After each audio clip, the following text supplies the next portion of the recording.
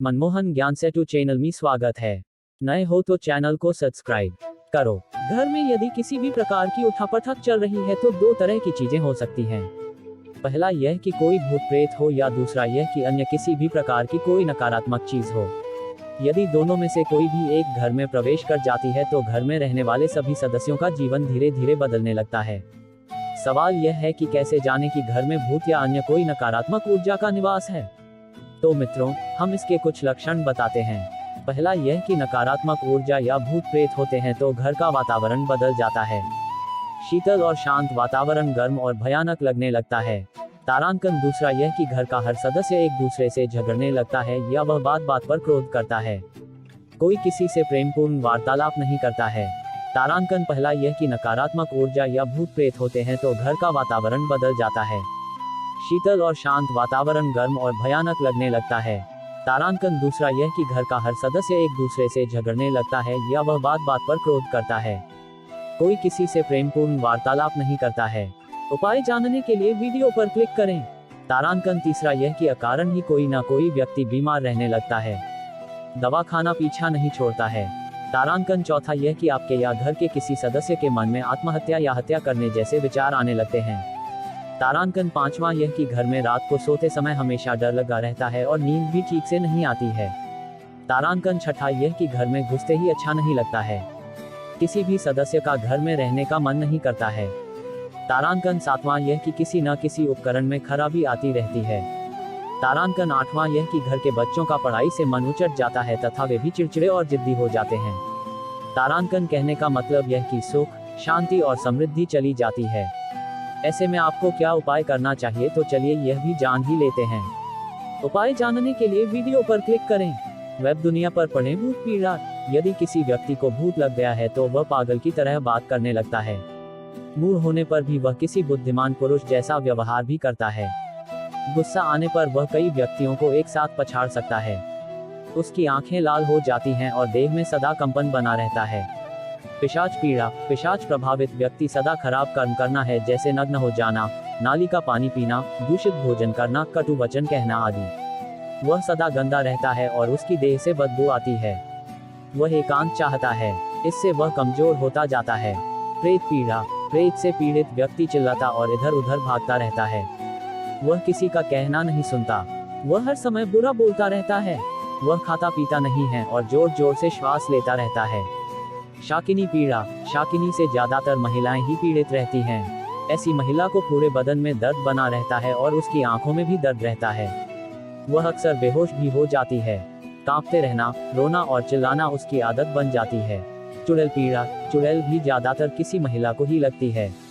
ऐसी महिला यदि शाकाहारी भी है तो मांस खाने लग जाएगी। वह कम बोलती लेकिन मुस्कुराती रहती है। ऐसी महिला कब क्या कर देगी, कोई भरोसा नहीं। यक्ष पीड़ा। यक्ष से पीड़ित व्यक्ति लाल रंग में रुचि लेने लगता है। उसकी आवाज धीमी और चाल तेज हो जाती है। वह ज्यादातर आंखों से इशारे करता रहता है। इसकी आंखें तांबे जैसी और गोल दिखने लगती हैं। ब्रह्मराक्षस पीड़ा। जब किसी व्यक्ति को ब्रह्मराक्षस लग जाता है तो ऐसा व्यक्ति बहुत ही शक्तिशाली बन जाता है। वह हमेशा खामोश रहकर अनुशासन में जीवन यापन करता है। इसे ही जिन कहते हैं। यह बहुत सारा खाना खाते हैं और घंटों तक एक जैसे ही अवस्था में बैठे या खड़े रहते हैं। जिनसे ग्रस्त व्यक्ति का जीवन सामान्य होता है। ये घर के किसी सदस्य को परेशान भी नहीं करते हैं, बस अपनी ही मस्ती में मस्त रहते हैं। जिन्नों को किसी के शरीर से निकालना अत्यंत ही कठिन होता है। इस तरह से और भी कई तरह के भूत होते हैं जिनके अलग अलग लक्षण और लक्ष्य होते हैं। भूतों से मुक्ति का उपाय क्या है? हिंदू धर्म में भूतों से बचने के अनेकों उपाय बताए गए हैं। पहला धार्मिक उपाय यह कि गले में ओम या रुद्राक्ष का लॉकेट पहने, सदा हनुमान जी का स्मरण करें। चतुर्थी, तेरस, चौदस और अमावस्या को पवित्रता का पालन करें। शराब न पिएं और न ही मांस का सेवन करें। सिर पर चंदन का तिलक लगाएं। हाथ में मौलिक नाड़ा अवश्य बांध कर रखें। घर में रात्रि को भोजन पश्चात सोने से पूर्व चांदी की कटोरी में देवस्थान पर कपूर और लौंग जला दें। इससे आकस्मिक, दैविक एवं भौतिक संकटों से मुक्ति मिलती है। प्रेत बाधा दूर करने के लिए पुष्य नक्षत्र में धतूरे का पौधा जड़ सहित उखाड़कर उसे ऐसा धरती में दबाएं कि जड़ वाला भाग ऊपर रहे और पूरा पौधा धरती में समा जाए। इस उपाय से घर में प्रेत बाधा नहीं रहती। प्रेत बाधा निवारक हनुमत मंत्र ओम ऐं श्रीं ह्रां ह्रीं ह्रूं ह्रैं ओम नमो भगवते महाबल पराक्रमाय भूत प्रेत पिशाच शाकिनी डाकिनी यक्षिणी पूतना मारी महामारी यक्ष राक्षस भैरव बेताल ग्रह क्षणेन हन हन भंजय भंजय मारय मारय शिक्षय शिक्षय महामारेश्वर रुद्रावतार हूँ फट स्वाहा। इस हनुमान मंत्र का 5 बार जाप करने से भूत कभी भी निकट नहीं आ सकते। हनुमान जी के बाद मां कालिका के स्मरण मात्र से किसी भी प्रकार की भूत बाधा है तो तत्काल ही हट जाती है। मां काली के कालिका पुराण में कई मंत्रों का उल्लेख मिलता है। सरसों के तेल का या शुद्ध घी का दिया जलाकर काजल बना लें। ये काजल लगाने से भूत प्रेत पिशाच आदि से रक्षा होती है और बुरी नजर से भी रक्षा होती है।